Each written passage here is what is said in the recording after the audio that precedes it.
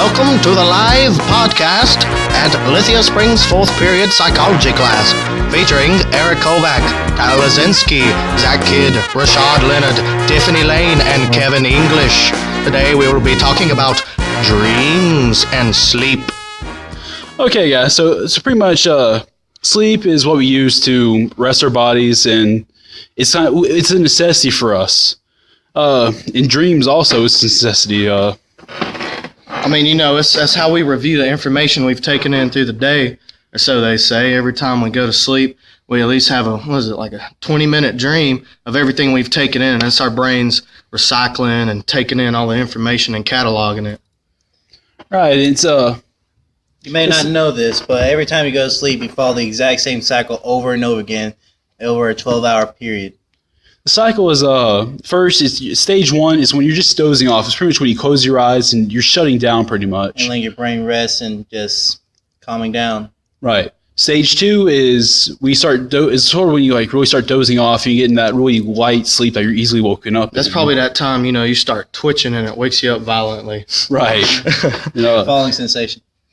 Then stage three is when you get into that deep sleep. So that's when you're truly unconscious. And Yeah. Your it'll take a water. lot to wake you up. Right. Yeah. When dreams start to Take a Yeah, it's when the dreams very first start. And it's sort of like you just like the dreams during that time just sort of it's a go over of the day. Yeah. Then, the last stage is REM sleep, and that's when your it's body just repeatedly does the same cycle over and over Right. again. It starts back up.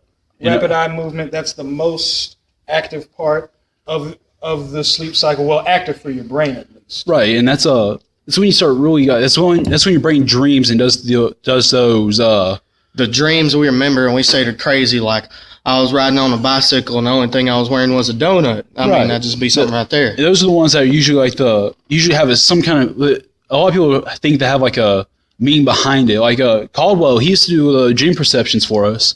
I know he did one for you a while back for some weird dream, and Yeah, this is crazy. I remember I had one dream where I was at my uncle's funeral and he was there as well, but he went into his own coffin and laid down and went to sleep in it.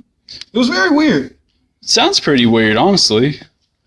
Now this one's going to be kind of long, but I'll go ahead and share mine because this one, no lie, is mighty crazy.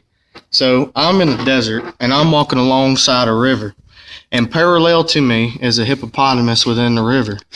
And the hippopotamus comes up out of the river, and you know it's a normal hippo at first glance, but then it stands up on its hind end legs, and it has the faces of men protruding from its flesh, and they all start talking and laughing and screaming at me. It just freaked me to crap out.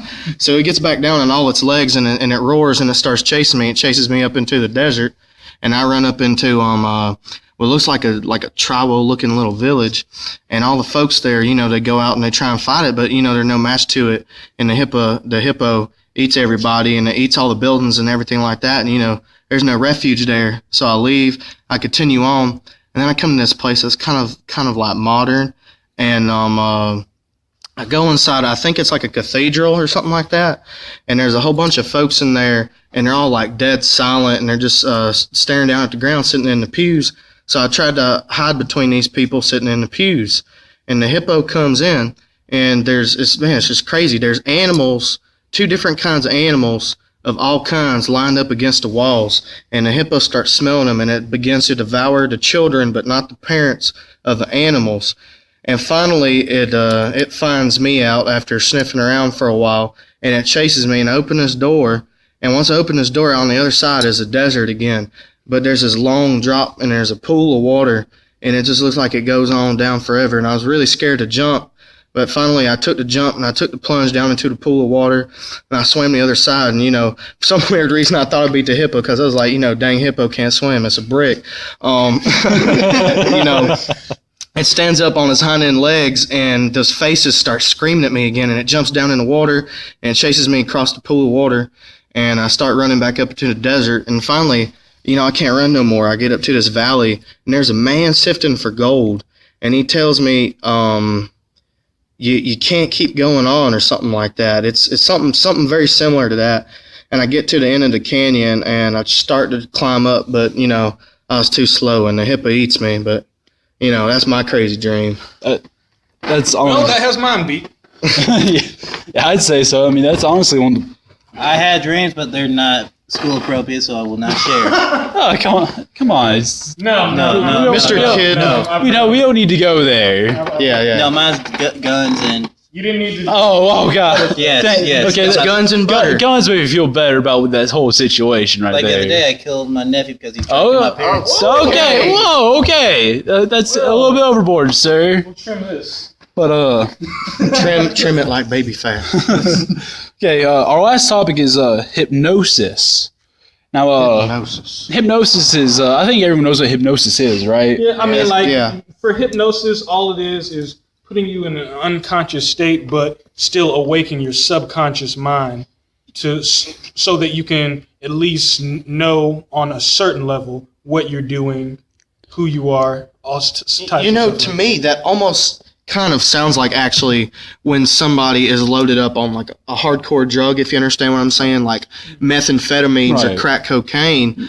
These people, like, they're there, but they're not there. Kind of like hypnosis. But I was going to say hypnosis is more so like without you having to take the drug, obviously. Right. Drugs But kinda, it's drugs kind of destroy the morals. yeah, the drugs destroy your morals. Studies have proven hypnosis keeps your morals because you refuse to do immoral things.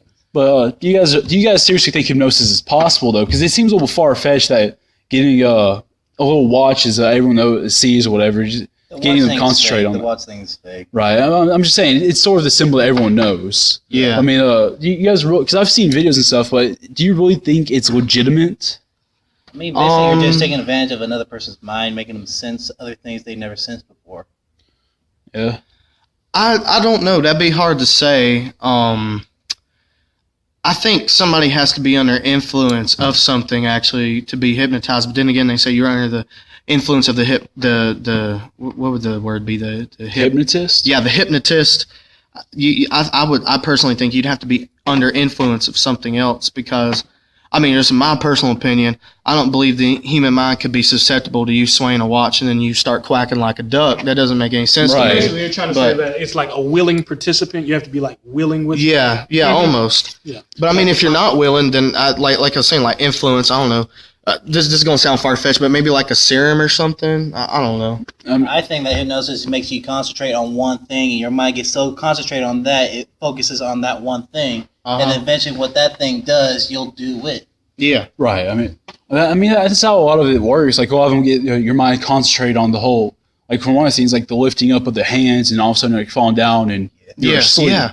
I mean, that's understandable that getting concentrated on that one thing would make it to where the other parts of the brain would kind of shut down. And don't activate like they Right. usually do. So I mean, it could be legit. I think it could be legitimate that it might be a possibility, but it still seems a little far fetched to me. Yeah. Until I see it myself in person with someone I know isn't a participant. Yeah. Isn't somebody just some random dude? Is you there, young man? Come out of the crowd. I mean, Right. I mean, I ain't gonna. It's gotta be the dude like that I came there with. right. Well, that's Okay, man. You knowing on yourself. We gotta get that out.